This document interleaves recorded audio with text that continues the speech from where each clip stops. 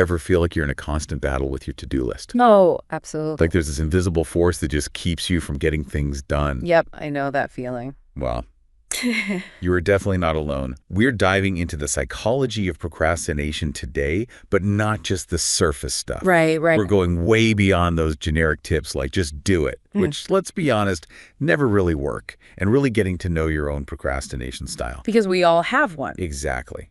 And we've got some really interesting research of this deep dive. It's all from a life coach named Danilo Gargiulo. Okay. And he really digs into why those just do it mantras don't work for everyone. Like, there's a deeper reason we procrastinate. It's more complicated than just being lazy. Exactly. And get this, he even says there are different types of procrastinators. Oh, interesting. Almost like personality types, but for how we approach getting things done. So instead of like Myers-Briggs, it's the procrastinator scale. Exactly. Like, are you a last-minute warrior or a master avoider? I like that. I think I might be a bit of both, honestly. Me too. But before we get into those types, and believe me, we have to start with how Gargiulo actually defines procrastination. Okay. How does he put it? Because it's actually kind of surprising, I think. He says it's the act of unnecessarily delaying tasks to the point of experiencing subjective discomfort. Subjective discomfort. So it's not just about being lazy. It's about that feeling we get when we know we should be doing something else. Yes. That kind of like internal struggle. The guilt, the dread. Yes. It's that knowing we should be doing something else that creates that discomfort. Interesting. So it's like we're not just putting things off, we're actually creating more stress for ourselves in the process. Exactly. And it gets even deeper because he argues that we procrastinate in 3 different dimensions. 3 dimensions. Okay, now I'm really intrigued. Right. So the question is, are you an excitation seeker, an avoider, or a decision delayer? Which one resonates most? Okay, so are we picturing which dimension fits us best?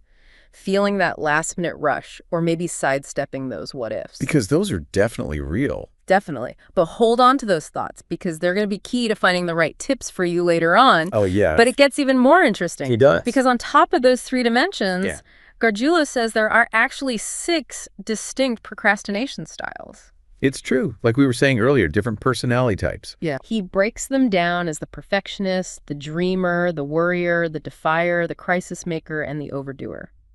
Okay, I need to hear more about these procrastination personalities. I have a feeling our listeners are starting to see themselves in these. Oh, absolutely. They're very relatable. Let's start with the perfectionist.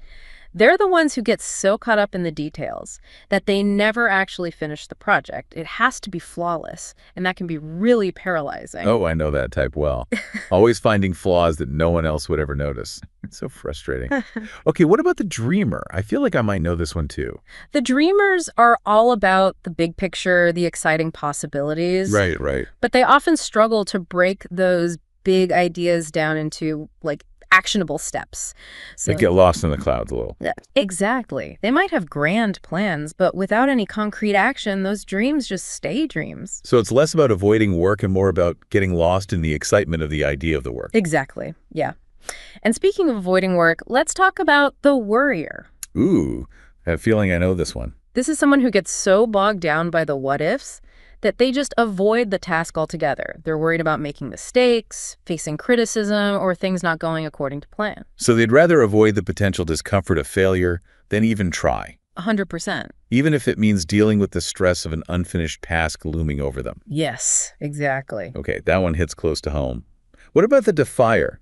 That sounds like a more rebellious procrastinator. Definitely. Defiers procrastinate as a way of rebelling against expectations or authority.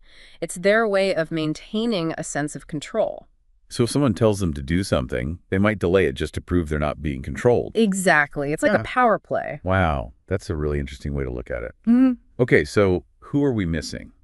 We've got the perfectionist, the dreamer, the worrier, and the defier. We've got the crisis maker and the overdoer. Remember those excitation seekers we talked about earlier? The ones who thrive under pressure. Exactly. The crisis maker is like the excitation seeker who takes it to the extreme.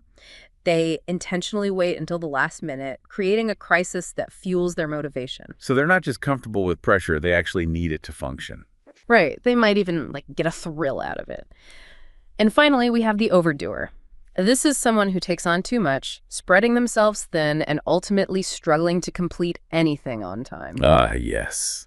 The kings and queens of the overflowing to-do list. Yeah. Always saying yes to everything and then feeling totally overwhelmed by their own commitments. Yeah. So, which one of these procrastination personalities resonates with you most?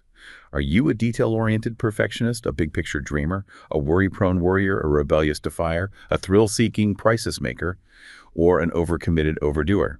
Or maybe, like me, you're a fun combination of a few. Right. Keep that in mind as we explore Gargiulo's 10 tips to beat procrastination, because the most effective approach will depend on your unique procrastination style.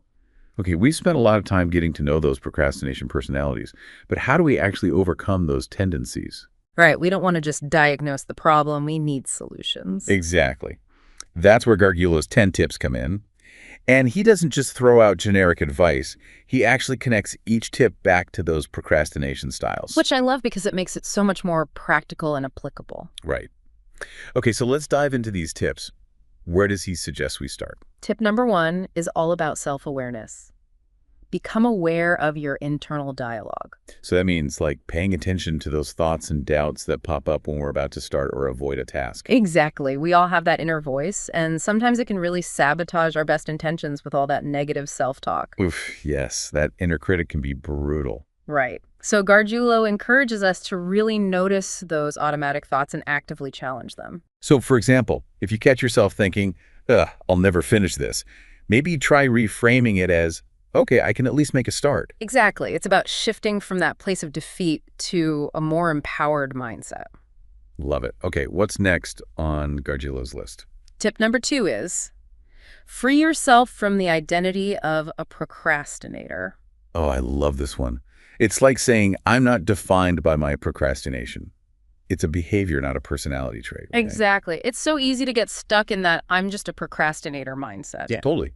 But we have the power to choose how we show up. Exactly. So instead of saying I'm a procrastinator, try I'm capable of getting things done. Yes, change the script. Okay, that's powerful mindset shift.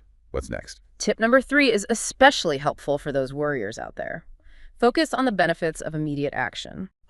So instead of dwelling on all the things that could go wrong, shift your focus to the positive outcomes of getting started. Yes.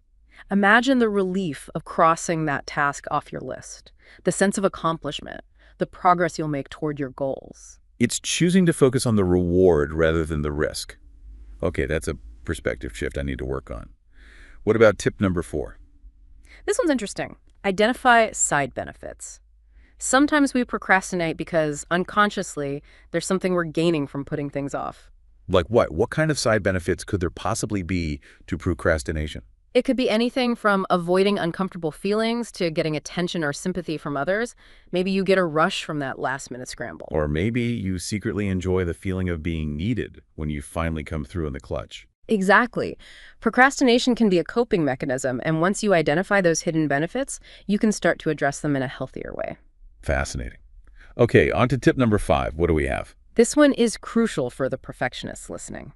Overcome the need for perfectionism and other people's judgment. It's so easy to get caught up in the details and strive for this unattainable standard of perfection, but that just leads to paralysis. Right. So instead of aiming for perfection, aim for progress.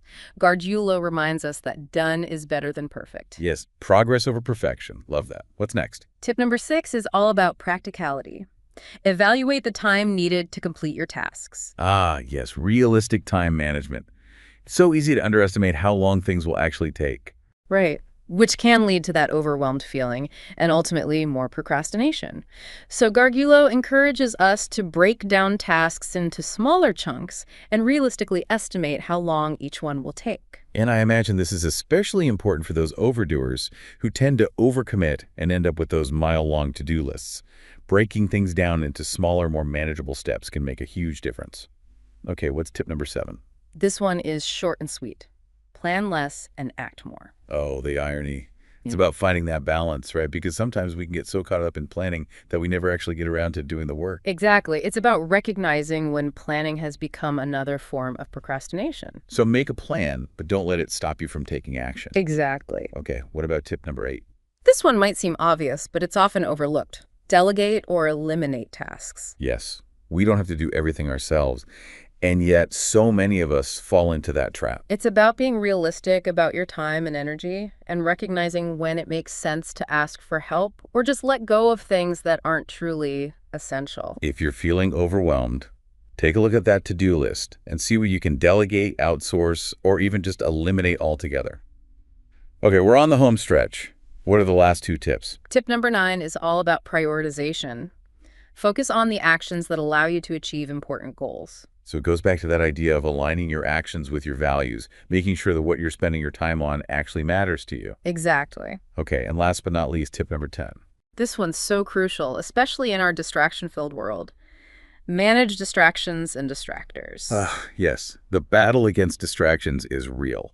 Whether it's those never-ending notifications, the lure of social media, or even just a cluttered workspace, distractions can be a procrastinator's worst enemy. Right. So create a space that supports your focus.